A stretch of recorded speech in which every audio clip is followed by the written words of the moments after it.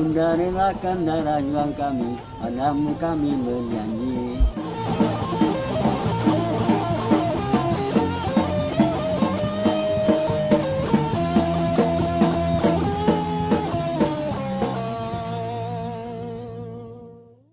Muak dengan kanvas, gimana nggak muak tiap hari aku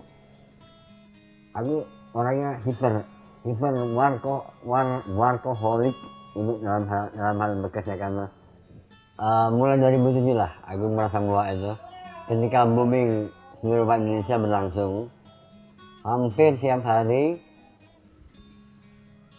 tiap jam, tiap menit berdatangan kanvas dari berbagai penjuru kota, Jakarta, Surabaya, Jogja. Jadi rumahku penuh dengan kanvas dan aku harus melukis untuk mendapatkan nominal dari hasil dari payahku dalam bermain-main dengan kanvas tersebut. Pertama senang, gembira, happy karena dapat semuanya ya dari kanvas. Tapi lama-lama muak gitu loh. Dari mulai uang yang satu kesekan, ya kan, transferan yang asal lihat palsunya masuk berapa, wah gitu kan. Aku masih manajemen sendiri ketika itu. Ini industri men, industri.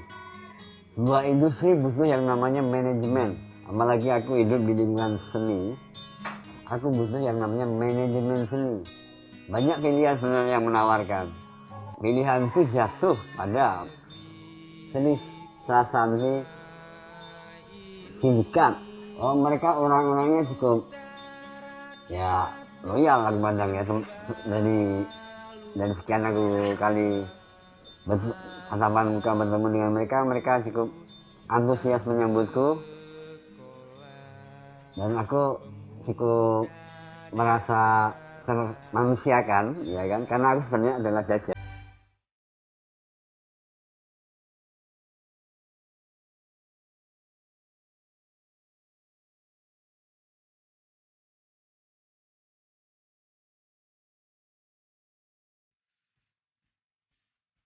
Saya lihat seniman ini sangat unik. Menurut saya karya seni yang baik itu kita lihat sekilas, kita sudah tahu itu karya siapa. Nah, dari situ memang saya lihat bahwa Bob Sik ini punya ciri khas yang luar biasa. Jadi menurut saya totalitas dia bukan cuma dari karya seninya.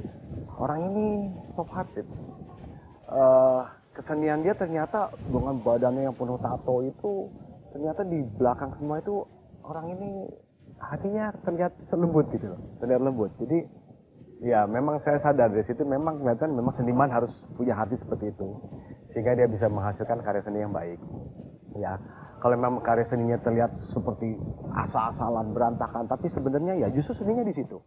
Saya senang sekali. Ternyata diberantakin itu kalau misalnya memang jadi satu lukisan dengan penuh warna, colorful, itu malah jadi sesuatu yang bisa dinikmati. Gitu loh. Jadi memang saya senang karena itulah unik dan sangat jenaka. Saya kadang-kadang lihat tulisan tanda tangan Bob Sik aja saya udah senang. Nah itulah Bob Sik di situ. Jadi memang lengkungannya itu yang membuat saya tertarik. Dia ini menurut saya adalah seorang legendari yang hidup. Nah itu menurut saya udah luar biasa lah. Jadi menurut saya semua orang akan kenal Bob Sik. Secara personal saya pikir Bob Sik adalah pribadi yang unik, di mana dia bisa menempatkan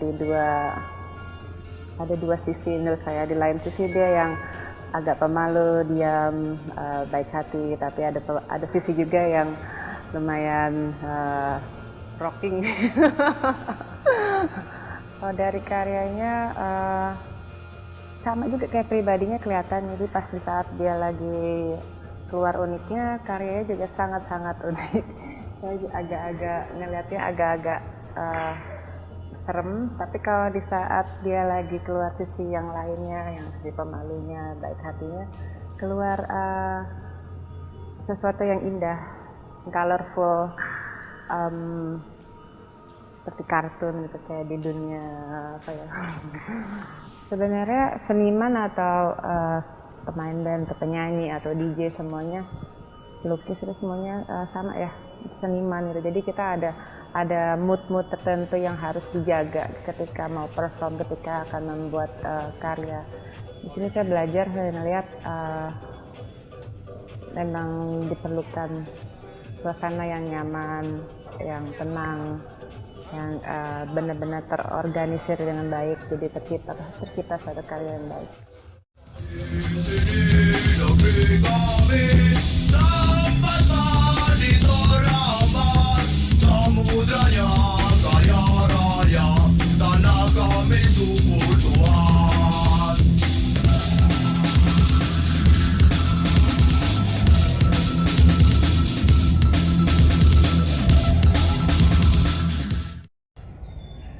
Aku nggak anti sosial, tapi sosial yang anti aku sebenarnya kan. Ya banyak orang ketika melihat aku image-nya macam-macam, ada yang takut, ada yang ngomong saya nggak kena, orang saya bilang orang gila, sampai aku diusir dari keren bis, naik bis dari Semarang ke Jogja diusir. Nah, syukur aku menunggu sama itu iya. Warna bisa macam-macam mas, warna nggak mempengaruhi aku. Aku nggak punya spesifikasi warna. Ketika ada warna apapun, aku bisa kerjakan dengan komposisi, dengan garis dan sebagainya. Tapi yang jelas hitam putih itu ada. Warna hitam putih adalah urgen buat aku. Ya di situ ada yin-yang-nya, keseimbangan. Ada bambunya, ya kan, dari hitam dan putih. Ya karena di sini di Indonesia nggak ada, Mentawai dihabisin, Dayak dihabisin dengan modernisme, satu identik dengan kriminal, satu identik dengan hal-hal yang buruk. Makanya aku sebagai generasi yang nek muda ya orang ya lumayan lah. Aku ingin kembali ke masa silau gitu. Apa silam jangan sampai aset negara kita satu itu dari Indonesia mas. Mentawai, Dayak, Sasak, Indonesia yang punya. Sekarang udah dicuri oleh pihak luar dengan tinta intennya, tinta yang luar, mesin-mesinnya. Sebenarnya kita masih tradisional. Nanti kalau udah diambil negara lain kita bakal bengok, ya loh. Makanya negara kita tuh nggak bisa menjaga aset yang kita punya. Kita tuh kaya raya. Di sini negeri kami, tempat padi terhampar, samudranya kaya raya, tanah kami subur Tuhan. Di negeri permai ini berjuta rakyat terlimbas luka, anak kurus tak sekolah, pemuda desa tak kerja. Mereka dirampas haknya, tergusur dan lapar. Bunda relakan darah juang kami, padamu kami berjanji. Iya mas. Aku seperti mendapat rezeki, mendapat berkah ketika bertemu dengan istri itu. Yang notabene dia dibesarkan kecil di yayasan yang bernama SOS Kinderjok. Sebagai empati, aku sebagai suami, aku ingin membahagiakan seorang istriku ini dengan memberi sumbangsih dan terima kasih buat mereka, entah berupa tanah, entah berupa rumah, buat SOS Kinderjok. Jadi sedang kami coba lobby, karena ternyata untuk mewujudkan itu bukan hal yang mudah. Banyak tentangan dari keluarga, dari ya banyak hal. Birokrasi kita, birokrasi yang apa ya kayak masuk uang tapi mesti nganggur banget ini. Lakuin. Bob yang punya keinginan punya panti asuhan tuh aku, istriku, bukan kamu.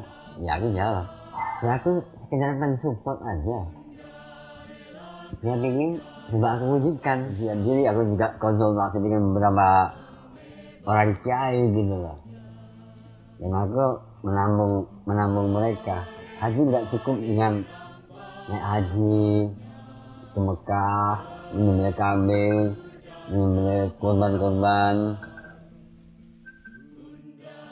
melempar jumroh dan sebagainya, ritual-ritual yang bagiku menelan biaya yang tidak sedikit. Mulai dari Jawa lah aku naik haji, berbuat baik dengan sama dan dengan tetangga lah kita silaturahmi, ya kan, dengan lingkungan sekitar. Sisihkan uangmu berapa persen buat mereka. Ini ada dalam tuntunan kitab suci Al-Quran. Iya, bisa saja aku Arab, tapi lewat jalur sendiri Pak. Tapi lewat jalur Sri Sasandi Sindikat. Bisa jadi aku di Abu Dhabi, bisa jadi aku ke Madinah, di Cina. 2016 Wijaya, 2014 Wijaya, 2015 tambah jaya lagi. Bagiku Bob seniman yang paling oke. Itu bukan karena dia suamiku, tapi karena memang pada dasarnya aku memang juga ngefans dia gitu, ngefans pengkaryaannya dia, prosesnya dia aku akuin oke. Dia seniman yang total, dia seniman yang nggak setengah-setengah. Sampai ketika dia punya konsep sakit pun dia benar-benar total dengan menato seluruh tubuhnya. Itu kan bagian dari rasa sakit yang akhirnya dia olah menjadi satu karya-karyanya yang sekarang. Dari dulu sampai sekarang ya dia sebetulnya berawal dari konsep sakit kan. Nah ketika dia punya konsep sakit itu dia jalani dengan totalitasnya juga, dengan menato. Beberapa kali dia tuh menggunakan teknik-teknik yang ekstrimnya ketika orang misalnya seniman realis atau seniman naif itu kan misalnya mencampur warna, mencampur pengering dan cat, itu kan secara bersamaan diaduk dulu, terus sampai dites dulu warnanya udah oke belum. Baru kalau dia nggak karpetin, cat, jadi kayak guyang air gitu loh, kayak gitu. Sampai segitunya, sampai segitu hebohnya gitu kalau dia berkarya. On-nya Bob itu dari 100% hidupnya itu 80% on-nya, sadarnya 20%. Jadi kebayangkan 20% itu istirahat, 80% on. Nah kalau dia on itu otomatis dia bekerja. Nah, kalau keseharian Bob itu dia selain bekerja keras dia juga seorang yang pemikir semuanya dipikir. Aku tetap berusaha menjadi istri yang baik untuk dia dan anakku.